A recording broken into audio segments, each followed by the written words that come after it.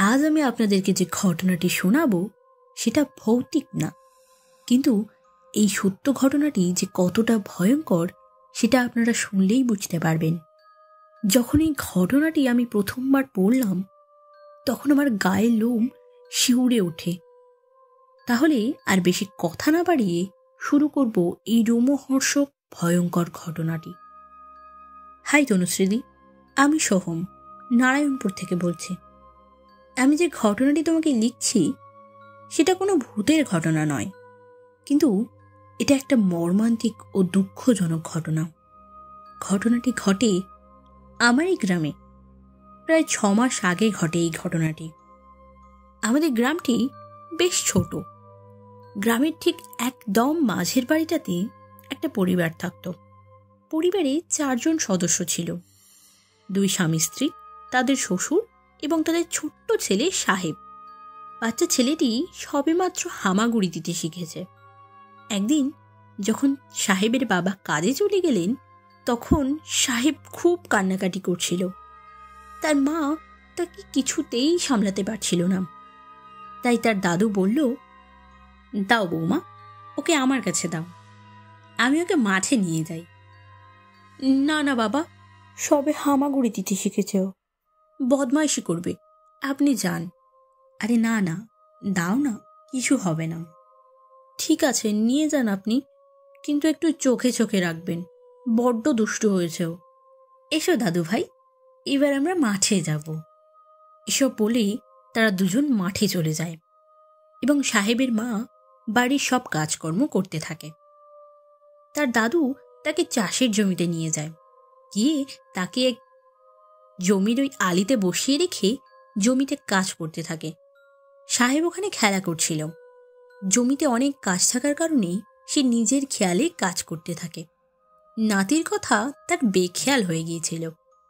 মনে পড়তেই পেছন ঘুরে দেখে আশেপাশে কেউ নেই, শুধু জমির লতানো গাছগুলো মাঝে মাঝে মাটি থেকে হালকা উপরে উঠে আছে। তাড়াহুড়ো করে জমির মাঝে থেকে পড়ি কি মরি করে ছুটে আসে আলির দিকে, যেখানে তার নাতিকে সে বসিয়ে রেখেছিল। বেশ কয়েকবার ডাক দিল।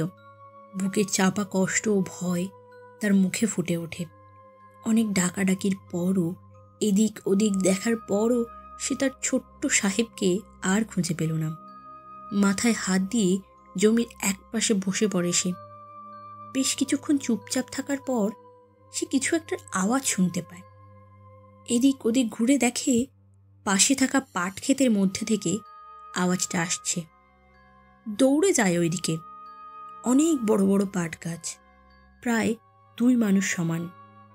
দৌড়ে দৌড়ে সে পাট ক্ষেতের মধ্যে গিয়ে যা দেখল তা দেখে অত বড় একটা মানুষ থপ করে ওই পাট গাছের মধ্যেই পড়ে যায়। সে দেখে তার নাতির সাহেবের মুখটুকু আর ডান হাতের কনুইয়ের উপর থেকে একটুকু অংশ, আর সেইটুকু অংশ দুটো বড় বড় হিংস্র শেয়াল সেটাকে ছিঁড়ে ছিঁড়ে খাচ্ছে।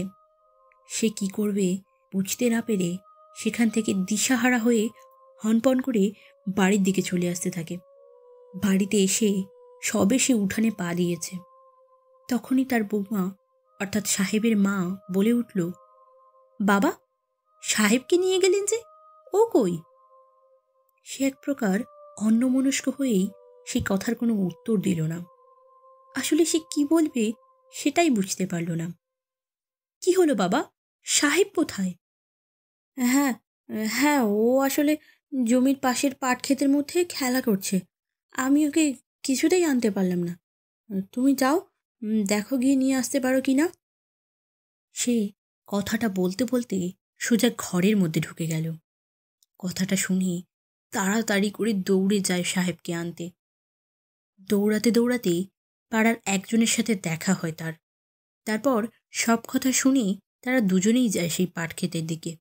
এদিক ওদিক দেখতে দেখতে একটা জায়গায় গিয়ে দেখে সাহেবের শুধু সেই শিশু সুন্দর কোমল মুখটাই পড়ে আছে, শরীরের বাকি কোনো অংশই নেই। এসব দেখার পর সাহেবের মা কান্নায় ভেঙে পড়ে। প্রচণ্ডভাবে চিৎকার করে করে কাঁদতে থাকে সে। পাড়ার যে ছিল তার সাথে সেই লোকজন জড়ো করে।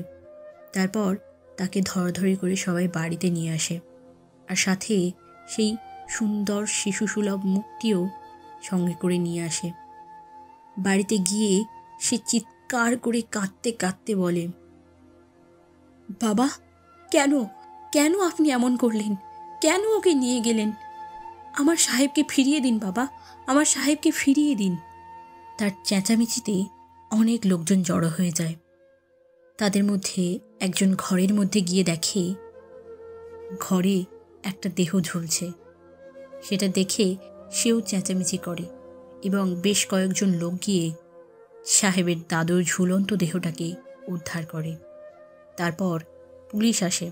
ততক্ষণে তার প্রাণটুকু তার দেহ ছেড়ে বেরিয়ে গেছে। পুলিশ কোনো কেস করে না, কারণ গ্রামের লোকেদের সাথে কথা বলে তারা বুঝতে পারে এটা কোনো মার্ডার কেস নয়, এটা একান্তই একটা অ্যাক্সিডেন্ট।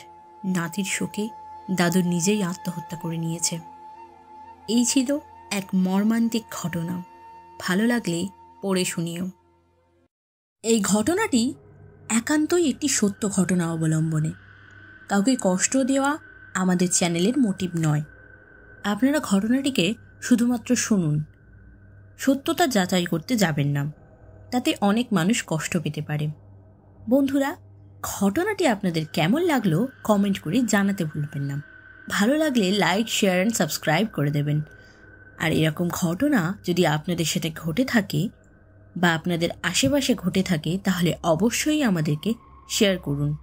আমাদের ইমেল unknownhorrorfiles@gmail.com এবং আমাদের ফেসবুক পেজ ইনবক্স বা হোয়াটসঅ্যাপ নম্বরে। ডেসক্রিপশনে লিঙ্ক দেওয়াই আছে, যেখান থেকে খুব সহজেই আপনারা আমাকে ঘটনা পাঠাতে পারেন। আজকে এই পর্যন্ত। দেখা হচ্ছে সামনের সপ্তাহে বুধবার ঠিক রাত 8টায়।